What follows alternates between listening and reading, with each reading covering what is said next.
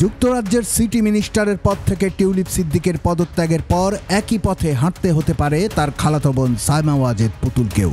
তাকে ছাড়তে হতে পারে বিশ্ব স্বাস্থ্য সংস্থার দক্ষিণ পূর্ব এশিয়ার আঞ্চলিক পরিচালকের পদ।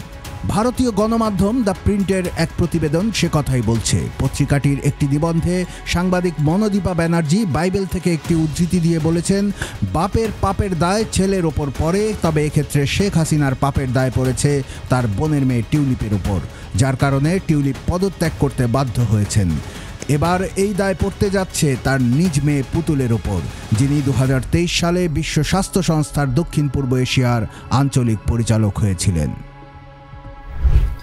অভিযোগ রয়েছে বাংলাদেশের ক্ষমতাচ্যুত সাবেক প্রধানমন্ত্রী শেখ হাসিনার হস্তক্ষেপেই যোগ্য প্রার্থীকে বাদ দিয়ে বিশ্ব স্বাস্থ্য সংস্থার পদ বাগিয়ে নেন তার মেয়ে সাইমা ওয়াজেদ পুতুল। সে কারণে এবার পুতুলও চাপের মুখে পড়তে যাচ্ছেন বলে দ্য প্রিন্টের ওই নিবন্ধে উল্লেখ করা হয়েছে।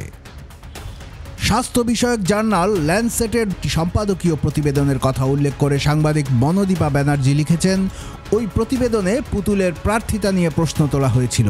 তারা অভিযোগ করেছিল, মনোবিজ্ঞানে স্নাতকোত্তর ডিগ্রি অর্জন করা পুতুল বিশ্ব স্বাস্থ্য সংস্থার আঞ্চলিক পরিচালক হওয়ার যোগ্য নন।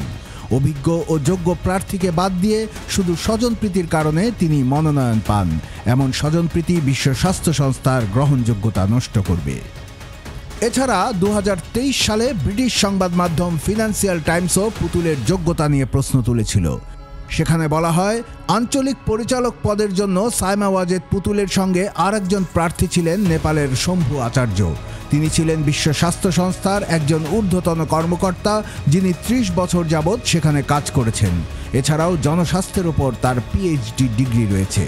অন্যদিকে সাইমা ওয়াজেদ পুতুল মানসিক স্বাস্থ্য নিয়ে কাজ করতেন। তার বেশিরভাগ কাজ ছিল অটিজম নিয়ে। তিনি স্কুল সাইকোলজিস্ট হিসেবে প্রশিক্ষণপ্রাপ্ত এবং একটি দাতব্য ও গবেষণা সংস্থা দেখাশোনা করেন। একটি আন্তর্জাতিক সংস্থায় বড় বাজেট নিয়ে কাজ করার অভিজ্ঞতা তার নেই। প্রতিবেদনে আরও বলা হয়, আঞ্চলিক পরিচালক হওয়ার আগে পুতুল তার মা তৎকালীন প্রধানমন্ত্রী শেখ হাসিনার সঙ্গে বিভিন্ন সফরে যেতেন।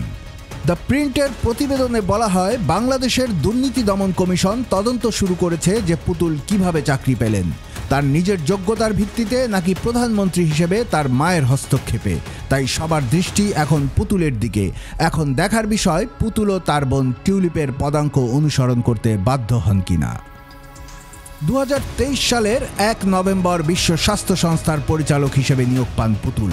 টিউলিপের পদত্যাগের পর সবার নজর এখন তার দিকে।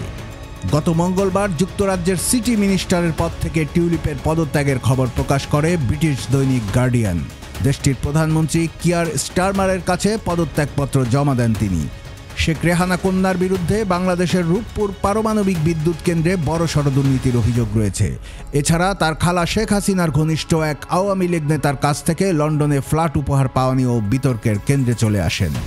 এসব অভিযোগের জেরে টিউলিপকে বরখাস্ত করতে প্রধানমন্ত্রী কিয়ার স্টারমারের প্রতি আহ্বান জানায় প্রধান বিরোধী দল কনজারভেটিভ পার্টি।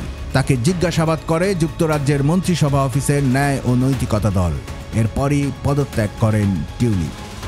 কুমিল্লার কাগজ, নিউজ ডেস্ক।